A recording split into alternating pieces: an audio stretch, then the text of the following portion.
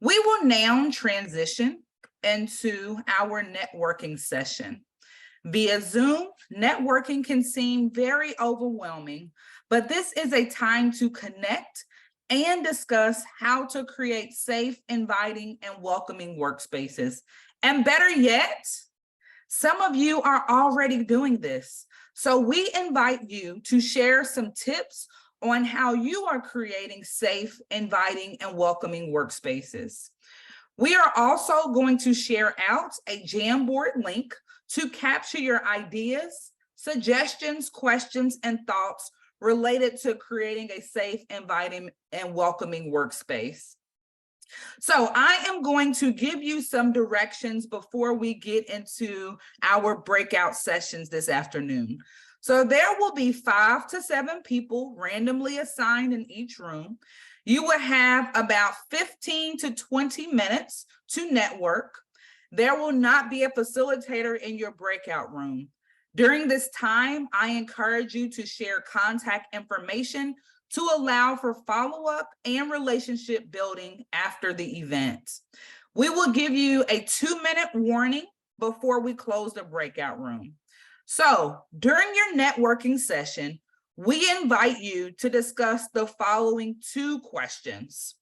Share stories on how you or your organization is working towards healthy workspaces, and what do you do to ensure an inviting and welcoming environment for yourself and for others. Are there any questions before we dismiss you to your breakout room? All right, happy networking, and we will see you in about 15 to 20 minutes. We will send you a 2-minute warning. Enjoy. Welcome back. We have half the room here. We'll wait for everyone else to join us to jump back in.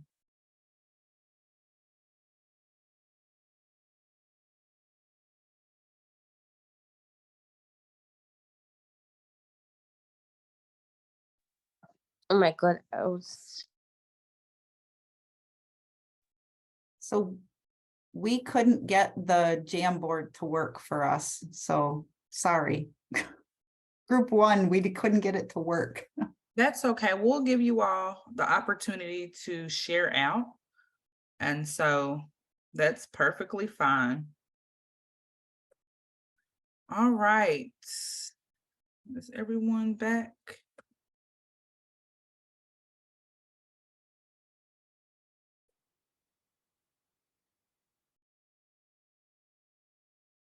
All right, well, welcome back. I know you all had a great conversation in your breakout rooms.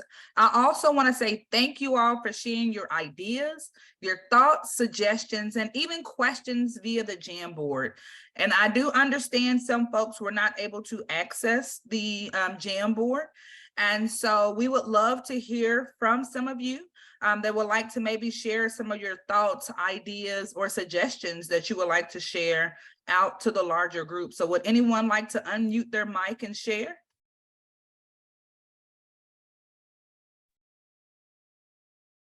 I thought it might be nice to have the Women's Forestry Congress join with SAF or some organization like that, so that there could be an official kind of, there's so many established gatherings that they do, both in their regional chapters and national meetings, that to have that infrastructure in place, to have Women's Forest Congress breakouts, might be nice to have that added support. Thank you, Rosalie. Anyone else?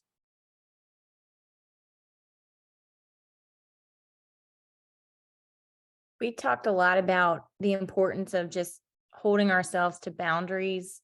And then some conversations around that are, it's important for leadership to not just create an inclusive experience. For example, to say like, you shouldn't work more than 40 hours and letting people feel empowered to, keep to that time. And then they turn around and work extensive hours where you maybe feel like you're not doing enough. So I think it's important to kind of remember to model the leadership and the type of environment we want the employees to have. And then I personally have an intern for the summer. And one of the goals I have for her is to make sure that she's getting a good positive experience of what a good professional career should look like, what a good workspace should be, so that she can take that with her, as she progresses in her own career. Thank you, Jamie. Boundaries and balance. I love it. One more.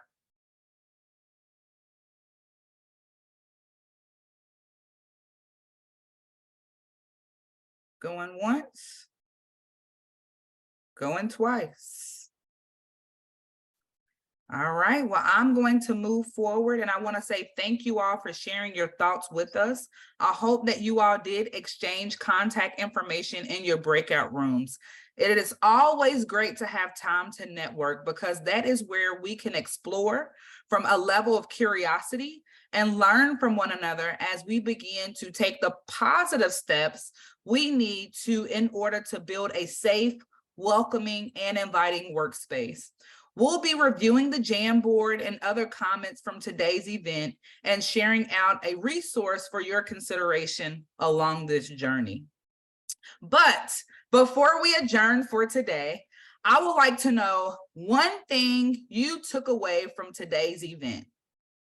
What is one thing that you took away from today's event? Support. Brain break. Self-care is paramount. A reminder to breathe and how important allyship still is in our sector.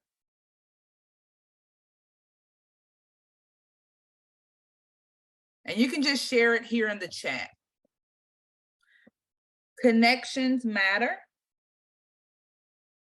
I am not alone. Connection. Absolutely. Keep them coming. So I want to thank you for your participation today.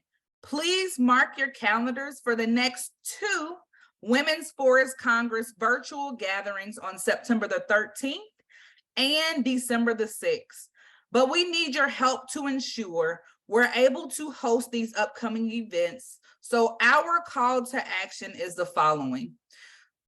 First and foremost, we are actively seeking sponsorships. So if you or your organization would like to sponsor the Women's Forest Congress, please email us at info@womensforestcongress.org or reach out to any of the steering committee members directly.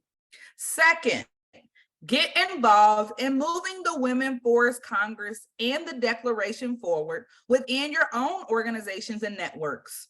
We are so grateful for those taking steps to share information in their local communities and networks. We encourage you to check out the April and May newsletters, What's Happening in the Women's Forest Congress Community, to read about 2 local events spreading the word locally about the Women's Forest Congress. Reach out if you are hosting an event or just want to explore the idea. And then last, don't forget to follow us on our social media handles and join our LinkedIn networking group.